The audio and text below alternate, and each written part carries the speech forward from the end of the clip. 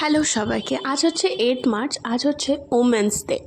তাই তোমাদের সবাইকে ওমেন্স ডের অনেক অনেক শুভেচ্ছা। আজকে বাড়িতে ছিল পুজো। পুজো শেষ করে আমি 12:30 নাগাদ যাচ্ছি ক্লাসে। আজ হচ্ছে ফাইনাল রিহার্সাল। না, আমার নয়, আগের দিন তোমাদেরকে ঠিক যেরকমটা বলেছিলাম। আর এখন আমি রাত্রি 8:30টার সময় আমি মেসোর সাথে যাচ্ছি ওই প্রোগ্রামেই। আমার স্টুডেন্টদের নাচ কেমন হচ্ছে সেটা তোমাদের সাথে শেয়ার করব বলে।